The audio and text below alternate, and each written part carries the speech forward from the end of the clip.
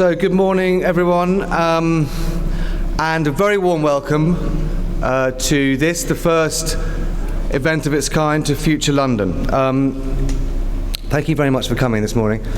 So my name is Rupert Turnbull. I'm the publisher of Wired, and really our role today, Wired's role today, is in the agenda and the speakers and the themes that we've put together. We were asked to do so through our kind of new business-to-business venture, which is Wired Consulting. So Wired Consulting came out of a necessity to diversify. So like most businesses right now, you know, we're going through, the media is going through a period of disruption, and kind of one of our response to it is a multi-channel publishing response. And so, of course, you know, we're not the only ones who are going through this process. And as we all know, you know, most businesses around the world are looking at the future kind of more forensically than ever before. So really, this is kind of one of the reasons we're here today, to talk about the future of this big city and the institutions and organizations within it.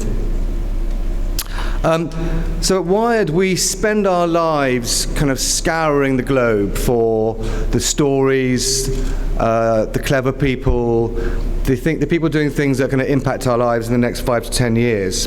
And we're kind of always looking for new thinking and new ideas. And actually, more often than not, we find those ideas kind of right here on our doorstep. So when we were asked to put an agenda together to kind of celebrate London and to look at what London can be, it was a kind of, you know, a delightful exercise, frankly, and we really enjoyed bringing some of the great minds and thinkers from across, you know, all disciplines today. So today we've got kind of architects, designers, technologists, developers, security experts. We've got people in government, we've got people in fashion, we've got property, and we've got investors.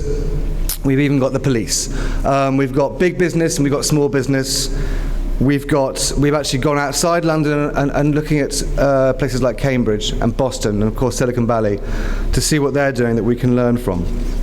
You know, and all of us, I think, here today, on stage and off stage, are united by a kind of single desire to see London take its place, take its rightful place as the global capital for commerce and culture.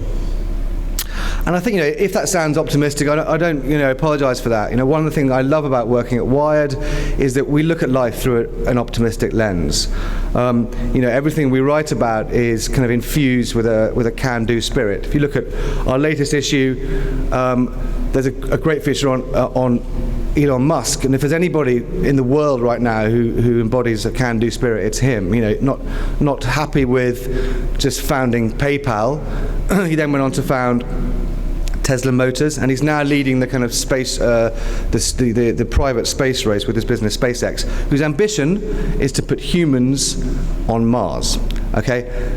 And that isn't science fiction. You know, there is some serious kind of science that's gone behind it. It's science fact, and I wouldn't, you know, bet against him. And that kind of ambition is something that we applaud, and we love that attitude at Wired. It doesn't always, though. You know, sometimes it flies in the face of kind of the British sensibility of cynicism and kind of modesty. And self-deprecation. All, I think, great values and actually kind of great ways to regulate arrogance, but not that helpful in fostering creativity and ambition, which of course are the vital ingredients for growth. In fact, the Prime Minister only on Monday was talking about some executives in Whitehall being too risk-adverse. He said sometimes they're too willing to say no instead of yes, and he called for a buccaneering, deal-making, hungry spirit to get things done. You know, I think the speechwriter got a bit carried away and it got a bit bellicose after a while, and of course the press took it to be kind of the Blitz spirit, which is a bit negative and defensive. But I wholeheartedly agree with that sentiment. And I think there are reasons to be cheerful. Our very own kind of Deputy Governor of the Bank of England, Charlie Bean, if ever there was a cheerful name, it's Charlie Bean. And Charlie Bean was talking about, you know, genuine optimism about long-term growth. And today, really, what we want to do is uncover all those other reasons to be cheerful. So, I just want to thank our partners in this, London First, Canary Wharf and Gensler. And so let's get on with the day. And first up, can I introduce Chief Executive of London First, Baroness Valentine. Welcome everyone to the inaugural Future London.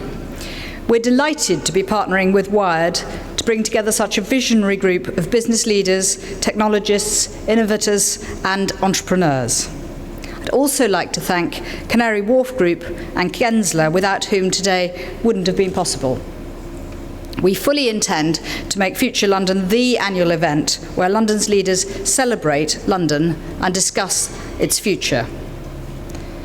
That's important for us at London First because our role has always been to think ahead for London and promote actions now to deliver benefits in the future. We count on the support of our members to do this.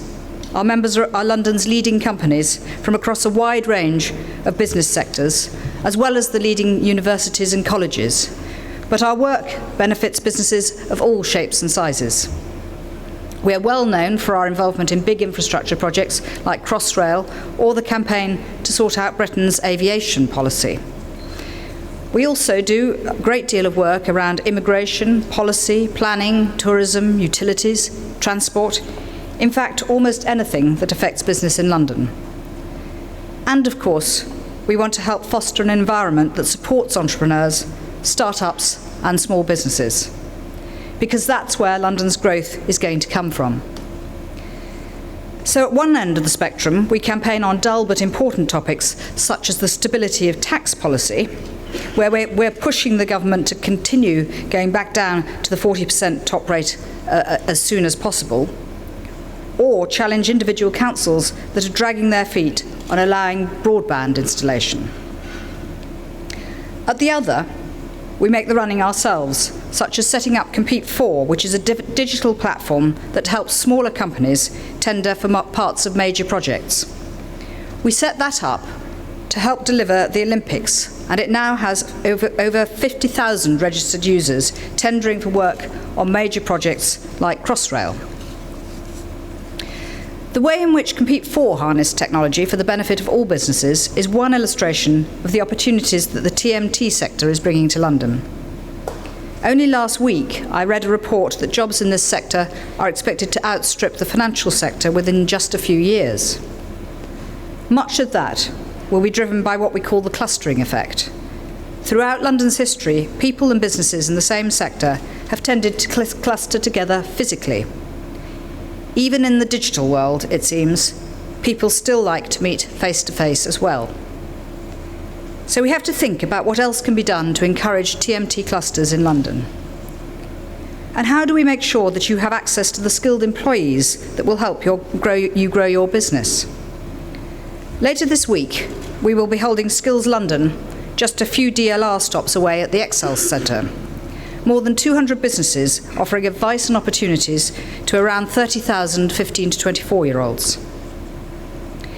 Given how tech-savvy London's youth is, it's a big disappointment to me that no technology companies are taking part. But maybe we'll see some of you there next year. For their part, government, local authorities and the investing sector all need to understand the ever-increasing role you play in the economy and the issues that affect your ability to grow. To contribute to that understanding, London First has commissioned research into the economic impact of technology, media and telecoms sectors on London, as well as the effect this has on the wider economy. This work is being carried out by Deloitte with help from Intel, EMC and the BBC. Their report will also look at the opportunity to grow these sectors and make recommendations on how to enhance London's competitiveness. The results of this research will be announced early in the new year, and we look forward to sharing them with you. But for now, let me hand over to George Jacobescu, the Chairman and Chief Executive of Canary Wharf Group. I hope you enjoy the day. Good morning and welcome to the East Winter Garden at Canary Wharf. It is a pleasure for us to host this important event. In many ways, Future London is the business Canary Wharf Group has been in for more than 2 decades, and during that time, We have built more office space in London than any other developer and developed a city with a working population twice the size of Oxford. We started with a vision to take a derelict area in the East London and make it part of the London's future as the world capital for business. This was a time when London was struggling to accommodate a booming financial services sector, and its competitiveness was under threat. Canary Wharf helped ensure that London could compete, and by providing the buildings and an environment tailored to meet business demands, we have created the thriving 100,000 strong business community that you see around you this morning. 20 years on, and the dynamics have changed. This time is the digital sector that is growing rapidly. But it is not all plain sailing. Technology companies are scrambling for talent, for investment, and for access to global customers. Competitors are coming from emerging cities around the world, striving to create their own digital hubs.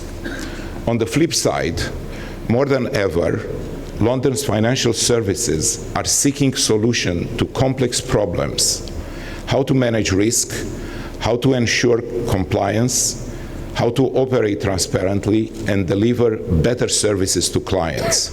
These are all questions that can be only delivered by world-class technology. When you think about these dynamics, you can see how fusing the growing digital sector with our world-leading financial services can have a significant benefit for all of London.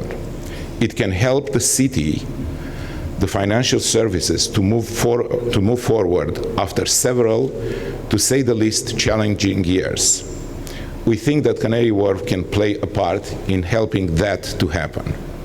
Everyone knows that Canary Wharf is a financial center. You may be surprised to learn that TMT companies here already employ over 7,000 tech professionals, all located in a 1 million square feet of offices, a short walk from where we are now. Add to this the thousands of IT professionals working for financial and professional services, and we believe we have one of the largest concentrations of technology talent in UK or possibly in Europe. More than this, Canary Wharf is an important part of the dramatic change happening across the city's eastern hemisphere. London does not have a single tech cluster. It has a complementary group of clusters from Shoreditch to Stratford and down to Greenwich. Canary Wharf and its neighboring Wood Wharf are in the center of this Silicon Triangle. We see potential for this area to be London's point of convergence for technology world and for the financial world. With this ambition, we have opened, or we are about to open, level 39, which is an accelerator space on the 39th floor at 1 Canada Square, the tower behind you, just at the back of this room. This will allow space for firms to create, test, and market world-class financial technology products. The aim is to bring the financial technology innovators together with investors and customers, with a goal to bring the right kind of innovation to the financial industry and help transform it. You'll hear more about that later. But our vision is bigger than this. Just to the east of where we are now, there is Wood Wharf. This is a 20-acre site which has the potential to become a 4 million square feet living and working location for high-tech companies. We are working with the world-famous architects, Terry Farrell and partners, to design and create a new place that responds to the changing nature of work and living. It will complement Canary Wharf, but it will have its own distinct high-tech identity. We want fast-growing, creative, and digital businesses to locate in London and remain here, helping to cement London's position as the digital capital of Europe. Wood Wharf can play an important part in shaping London's digital future in a way that complements the exciting developments across all the locations on the Tech City map. Our vision is still evolving, and today's conference will help to future refine our vision. Thank you for joining us. My colleagues and I look forward to sharing with you in these discussions on how to create a truly future-facing city. Thank you.